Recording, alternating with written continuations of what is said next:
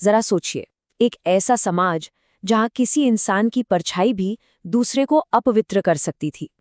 एक ऐसा वक्त जहां ज्ञान के मंदिर यानी स्कूल के दरवाजे कुछ लोगों के लिए हमेशा बंद थे, और पानी जो सबकी प्यास बुझाता है, उसे छू लेना भी एक बहुत बड़ा गुनाह माना जाता था।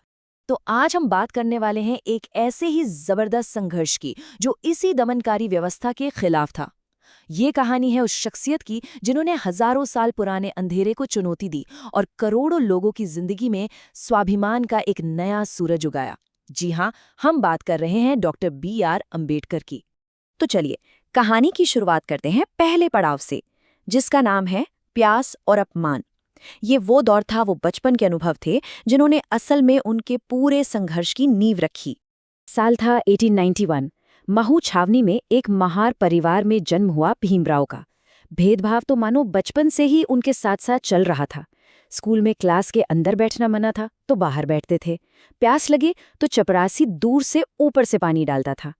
एक किस्सा तो और भी ज्यादा दिल दुखाने वाला है। गोरेगांव जाते हुए बैलगाड़ी वाले ने ये कहकर नीचे उतार दिया कि उसकी गाड़ी अपवित्र हो गई, और उस छोटे से बच्चे को मीलों तक बिना पानी के पैदल चलना पड़ा। तो उस दिन जो प्यास थी ना, वो सिर्फ गले की प्यास नहीं थी। नहीं, वो प्यास थी सम्मान की, बराबरी के हक की। और बस उसी प्यास ने उनके अंदर एक ऐसी आग जला दी जो फिर कभी बुझ ही नहीं सकी। तो इस आग को, इस संघर्ष को उन्होंने एक हथियार दिया, और यहीं से शुरू होता है हमारा दूसरा अध्याय, ज्ञान का हथियार। चलिए देखते हैं कि कैसे उन्होंने पढ़ाई को, एजुकेशन को सामाजिक अन्याय के खिलाफ अपनी सबसे बड़ी ताकत बनाया। बड़ौदा के महाराज से मिली स्कॉलरशिप के सहारे वो पहुंचे अमेरिका, कोलंबिया यूनिवर्सिटी और फिर लंदन स्कूल ऑफ इकोनॉमिक्स। सोचिए, ये एक बिल्कुल ही अलग दुनिया थी। एक ऐसी जगह जहां पहले बार उनकी जाति नहीं बल्कि उनका दिमाग, उनका ज्ञान, उनकी पहचान बना। और वहां उन्होंने economics, political science, law, sociology जैसे विषयों पर अपनी पकड़ बनाई। और ये पकड़ ऐसे ही नहीं बनी। आपको पता है, वो दिन में 18-18 घंटे तक पढ़ाई करते थे। ये जुनून था ज्ञान पाने का, कुछ कर दिखाने का। इसके लिए उन्होंने जो त्याग किया वो भी कमाल का था। कई कई दिन तो ऐसे गुजरते थे कि खाने के पैसे नहीं होते थे, बस एक पाव और एक कप चाय, इसी पर पूरा दिन निकाल देते थे। क्यों? ताकि जो भी पैसे बचें उनसे किताबें खरीद सकें। तो ये समझना बहुत जरूरी है कि वो सिर्फ डिग्रियां नहीं जमा कर रहे थे। नहीं, वो तो अपने लोगों के लिए, अपने समाज के लिए एक ढाल और एक तलवार तैयार कर रहे थे। एक ऐसा हथियार जिससे सदियों पुरानी गुलामी की जंजीरें तोड़ी जा सकें। तो अब वो हथियार तैयार था, और अब बारी थी मैदान में उतरने की। यहीं से शुरू होता है तीसरा अध्याय, मानवता के लिए लड़ाई। अब हम देखेंगे कि कैसे भारत लौटकर उन्होंने अपनी लड़ाई को एक नया मोड़ दिया। भारत के सबसे पढ़े लिखे इंसानों में से एक। लेकिन जब बड़ौदा में नौकरी करने आए तो क्या हुआ?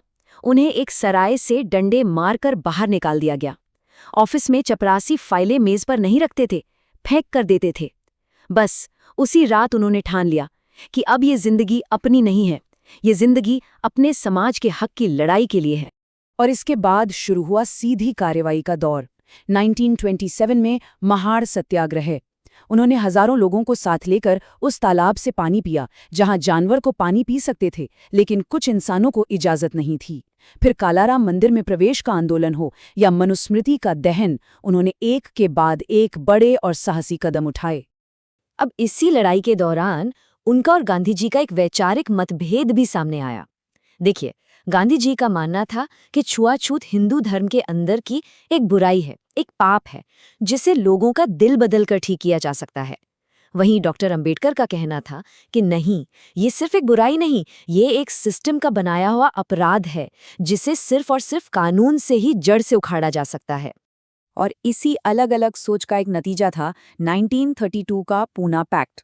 अंबेडकर जी ने दलितों के लिए अलग चुनावी क्षेत्रों की मांग की थी, लेकिन गांधी जी ने इसके खिलाफ आमरण अनशन शुरू कर दिया। आखिरकार उनकी जान बचाने के लिए डॉक्टर अंबेडकर को बहुत भारी मन से ये मांग वापस लेनी पड़ी। ये एक समझौता था। अब हम आते हैं कहानी के सबसे अहम, सबसे आखिरी पड़ाव पर, एक राष्ट्र का निर्माण। यहाँ हम देखेंगे कि आधुनिक भारत की नींव रखने में उनका कितना बड़ा और ऐतिहासिक रोल था। और देखिए, वक्त का फेर देखिए। जिस इंसान को एक जमाने में क्लास के अंदर बैठने तक नहीं दिया गया, आजाद भारत ने उसी इंसान के कंधों पर अपनी तकदीर लिखने की सबसे बड़ी जिम्मेदारी डाल दी। उन्हें बनाया गया संविधान की ड्राफ्टिंग कमेटी का चेयरमैन।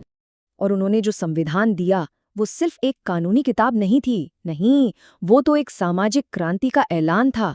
आर्टिकल 17, जिसके जरिए छुआछूत को हमेशा हमेशा के लिए गैर कानूनी बना दिया गया। उन्होंने हिंदू कोड बिल के जरिए औरतों को प्रॉपर्टी और शादी में बराबरी का हक दिलाने की कोशिश की, और जब वो बिल पास नहीं हो पाया तो उन्होंने सत्ता को ठोकर मार दी। अपने सिद्धांतों के लिए कानून मंत्री के पद से इस्तीफा दे दिया।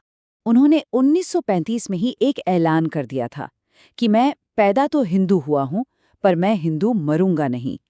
इस ऐलान के बाद 21 साल उन्होंने दुनिया के सारे बड़े धर्मों को पढ़ा, समझा, और फिर 14 अक्टूबर 1956 को नागपुर में अपने लाखों समर्थकों के साथ उन्होंने बौद्ध धर्म अपना लिया। एक ऐसा धर्म जो स्वतंत्रता, समानता और भाईचारे की बात करता था। इसके कुछ ही वक्त बाद 6 दिसंबर 1956 को उनका महापरिनिर्वाण हो गया।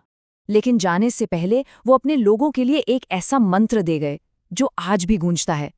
शिक्षित बनो, संघर्ष करो, संगठित रहो। वो कहते थे कि शिक्षा उस शेरनी का दूध है जिसे जो भी पिएगा वो दहाड़ेगा जरूर। उनकी पूरी जिंदगी का फलसफा शायद एक ही लाइन में कहा जा सकता है, जिंदगी लंबी नहीं, महान होनी चाहिए। और उनकी अपनी जिंदगी वाकई में इस बात की सबसे बड़ी मिसाल थी। तो उस महामानव ने तो अपनी जिंदगी को महान बना दिया। अब सवाल हमारे लिए है कि हम आज उनकी इस विरासत को कैसे आगे बढ़ा सकते हैं। ये एक ऐसा सवाल है जिसका जवाब हम सबको मिलकर ढूंढना होगा, ताकि एक बेहतर और बराबरी वाले समाज का सपना वाकई में सच हो सके।